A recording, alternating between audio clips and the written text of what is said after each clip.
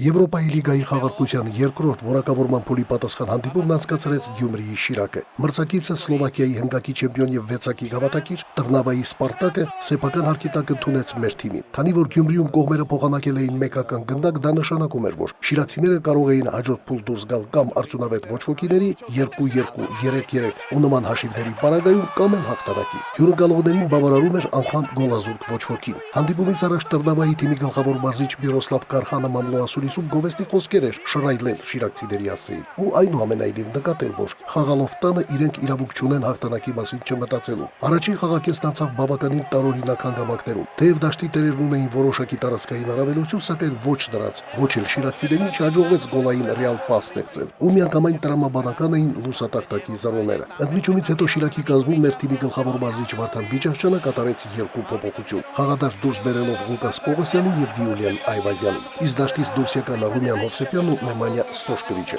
Սակայն ինչպես ցույց տվեց հետագան, նրանք չկարողացան լիարժեքորեն փոխարինել վերոհիշալ ֆուտբոլիստերին։ Մեր թիմի տուգանային հրապարակում տեղի ունեցած երկու գոլային կոմբինացիաները վկայեցին այն մասին, որ թիմի պաշտպանությունում ոչ ամեն ինչը նախատեսվածի պես։ 58-րդ րոպեին բարձրից փոխանցում ստանալով սպարտակցիների կիսապաշտպան Իվան Շրանցը գլխի արված կատարեց դեպի դարպասը։ Գնդակը դիպավ ուղղահայաց դարպասաձողին, հետ եկավ ուղիղ դեպի Շրանցը, որն էլ մոտ տարածությունից չվրիպեց։ Այս դրվագում բոլորից քիչ մեղքի իր բաժինն ուներ մեր դարպասապահ Անատոլի Այվազովը։ Բաց թողած գոլից հետո մեր ֆուտբոլիստները փորձեցին ակտիվանալ, սակայն շիրակցիների կրքեր դարակորեն սարեցրին Տրնավայի թիմի ֆուտբոլիստները, քանի որ ընդամենը 3 րոպե պահանջվեց սլովակներից հաշիվը կրկնապատկելու համար։ 61-րդ րոպեին գնդակի հետ վարվելու փայլուն տեխնիկա ցույց տվեց կամերունցի արձակվող Ռոբերտ Նդիպ Տամբեն։ Նա մեկ հպումով տվյալ դրվագում պայքարից դուրս թողեց մեր երկու պաշտպաններին ու կրկնապատկեց հաշիվը։ Ցավոք, մինչև խաղավար շիրակցիներին ոչինչ անել չհաջողվեց, ու Գյումրիի վարպետ թիմն էլ կիսեց հայաստանյան մյուս 3 ակումբների դառը ճակատագիրը։